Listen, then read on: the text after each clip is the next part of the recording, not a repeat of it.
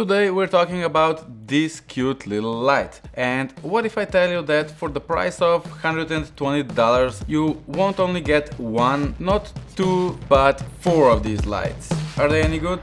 Let's find out.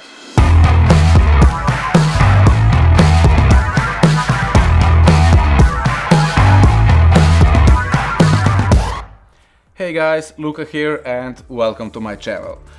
So what we have here today are these pocket Weeylite lights. There are tons of these similar pocket lights on the market, but what caught my attention about these specific lights are one, their price. This single light costs $29, and two, the back color. So it's not just a boring black, but you can actually choose between four different colors. So yeah, that's what I thought was cool. The company reached out to me if I want to test these lights out. I checked what they're talking about and I said, okay, why not?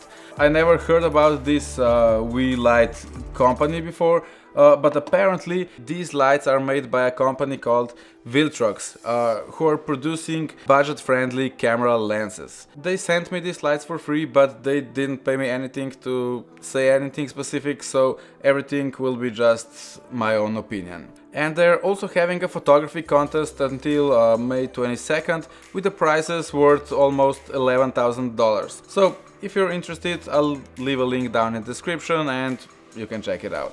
And also I'll leave a link to these lights down in the description so you can check them out, you can buy them for yourself, for your friends, photographers or whatever. Okay, what you'll get in the box is not a surprise. Like most other pocket lights, you'll get the light itself, USB-C charging cable, and of course hot shoe mount so you can mount it on top of your camera. So the lights has some pluses and also some minuses, so let me tell you about them, and let's just start with the look and build quality. As I said, I love the look of these lights. I love that they're very small and that they come in different colors. The light is built of plastic, but yeah, I don't know, it doesn't feel like that cheap plastic. It feels quite good actually.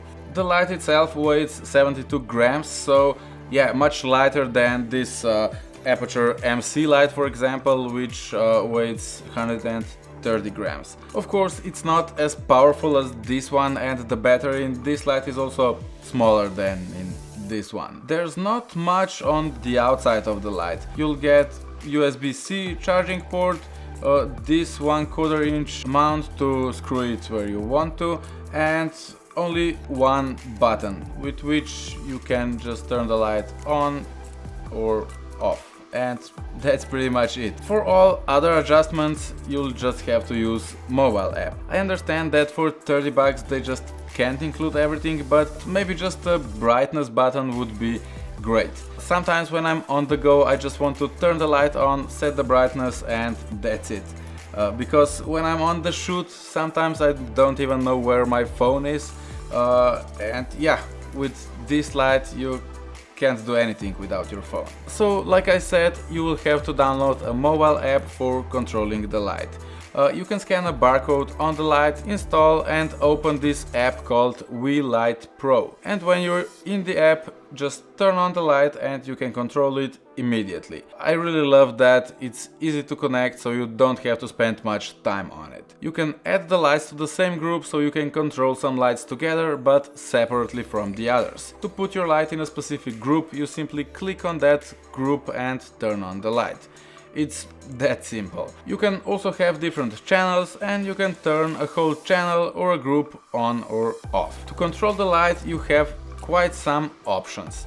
The first one is CCT mode, where you can set color temperature from 2500 to 8500 Kelvin. This is actually much more than usually with these pocket lights. You can also adjust tint from a bit more magenta to more green, and that's great because some lights have more magenta than others, so you can fine-tune that here. And of course brightness. Next we have HSL mode, where you can select hue from this color wheel and saturation and luminance. What I miss here is the option to manually enter hue, so if I know which color I want, I could just enter that number. Next mode is RGBWY, where you can select red, green, blue, and I think these two sliders are white and yellow, but it looks like this W slider is adding a bit of cool white and this Y slider adds a bit of warm white. Again, option to manually enter numbers would be much appreciated. Then you have an option to select the color using coordinates.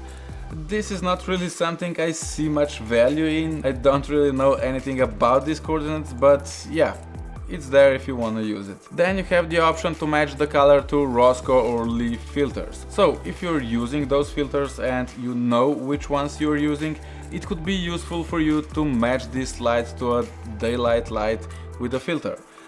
There's something in Chinese here on top, so I have no clue what that is, but I think they'll fix that in the next version of the app. We also have a color picker mode, so you can select color from an object with your camera or from a photo in your photo library, and then you can control that in HSL mode. And the last mode is FX mode.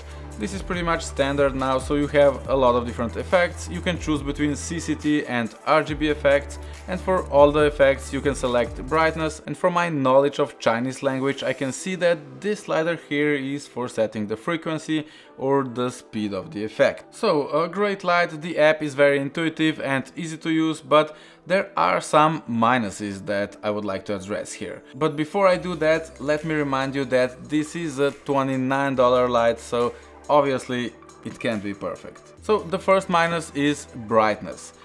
Brightness slider goes from 0 to 100%, but when you want just a little bit of light, let's say 1%, I would say that this is much more than 1%, even more than 10 or 20%. But yeah, that's as low as it gets.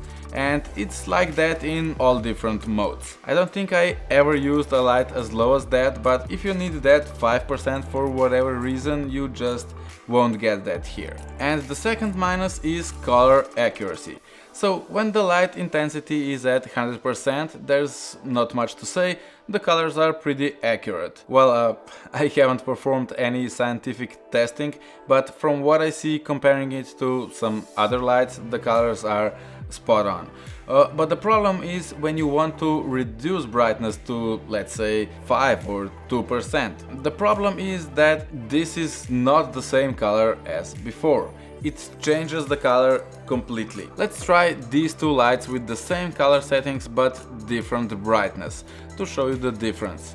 So yeah, like you see, this color is much different from this color. But it's not like that with all the colors. I would say red, green and blue are okay. Same color from 0 to 100%, but in between, probably when the light is mixing colors, yeah, that happens. So if you really want a color accurate light, that's not it. But if you're on a budget and just want a small light to play with, this is the light for you. I know I would be happy with a light like this when I started, because you can get 3 of these for one Aputure MC, for example. So for somebody who's just starting out, $100 for something like a pocket light could just be too much, and you only get one. So yeah, this can be a great alternative. So yeah, that's it from me today. I hope you enjoyed the video.